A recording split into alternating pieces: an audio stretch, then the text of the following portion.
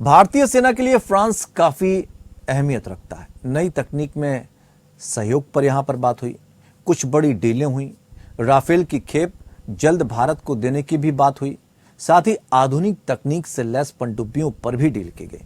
लेकिन सवाल तो यह है कि जब हम पनडुब्बी को लेकर रूस के साथ डील कर चुके हैं, तो भी फ्रांस के राफेल और पनडुब्बी ही क्यों? और क्या ये दोनों हथियार वाकई हमारी सुरक्षा को बेहद मजबूत कर देंगे? क्यों भारत की रुचि फ्रांस के इन दो आधुनिक आविष्कारों पर टिकी है?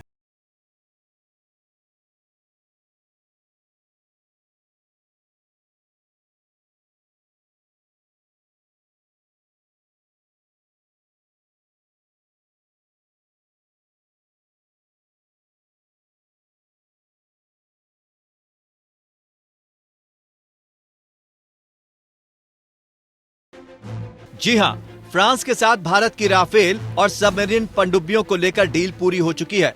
ये दोनों जल और आकाश दोनों जगह भारत के लिए अभेद किला बन जाएंगे और दुश्मन की नजरों में भी नजर नहीं आएंगे।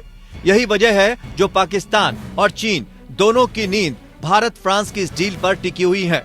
फ्रांस से डील के तहत फाइटर जेट राफेल की डिलीवरी पूरी हो गई। भारत में आखिरी और 36वें राफेल विमान की लैंडिंग के साथ ही देश को 36 राफेल लड़ाकू विमान मिल गए हैं। एयरफोर्स ने बताया कि फ्रांस से उड़ान भरने के बाद राफेल को यूएई वायुसेना के टैंकर विमान से आसमान में ही फ्यूल किया गया। भारत में आखिरी और 36वें राफेल विमान की लैंडिंग के साथ ही देश को 36 राफेल लड़ाकू विमान मिल गए हैं। इस विमान ने लगभग 8000 किलोमीटर की उड़ान पूरी कर भारत में लैंडिंग की। आइए जानते हैं भारत के लिए राफेल क्यों खास है। राफेल 1 मिनट में 18,000 मीटर की ऊंचाई पर जा सकता है। ये विमान पाकिस्तान के पास मौजूद F-16 या चीन के पास मौजूद J-20 से बेहतर है। राफेल की तरह ही नए विमान राफेल M की डील भी खास है। इस विमान में भी हवा में ही ईंधन भरने की क्षमता है और बहुत सारी खूबियां भी। आइए अब जान लेते हैं राफेल की खासियत के बारे में। विमान का वजन लगभग 10,300 किलोग्राम है। राफेल पनडुब्बियों को खोजकर मार गिराने में सक्षम है।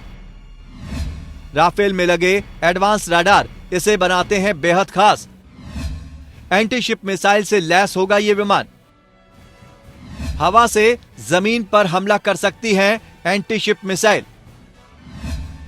विमान में मीटियोर, स्कैल्प और हैमर मिसाइलें ले जाने की क्षमता। ये स्टील्थ से लैस है। इसका अर्थ है कि ये दुश्मन के रडार को चकमा देने में सक्षम है। राफेल विमान हिमालय के ऊपर बेहद सर्द मौसम में भी उड़ सकता है। प्रधानमंत्री नरेंद्र मोदी की फ्रांस की 2 दिवसीय यात्रा संपन्न हो गई। इस दौरान दोनों देशों के बीच कई अहम रक्षा समझौते हुए।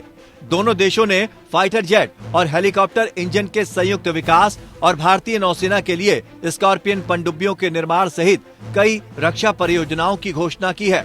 आइए जानते हैं भारत की पनडुब्बियों के बारे में। फिलहाल नौसेना के पास सेवा में 16 पारंपरिक पनडुब्बियां हैं। इनमें से 7 सिंधु घोष श्रेणी की हैं, यानी रूसी किलो श्रेणी की।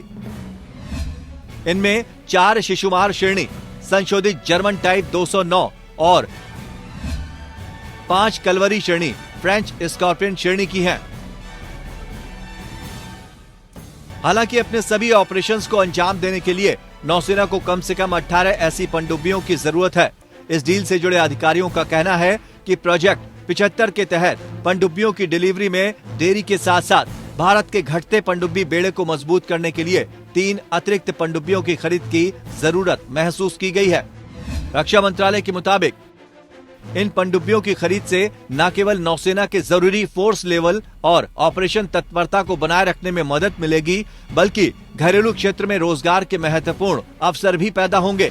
गुरुवार को एक बयान में कहा गया कि इससे एमडीएल को पनडुब्बी निर्माण में अपनी क्षमता और विशेषज्ञता को और बढ़ाने में भी मदद मिलेगी। 1565 टन वजनी इस पनडुब्बी का नाम हिंद महासागर के गहरे समुद्री शिकारी बाघ शार्क की एक प्रजाति के नाम पर रखा गया है।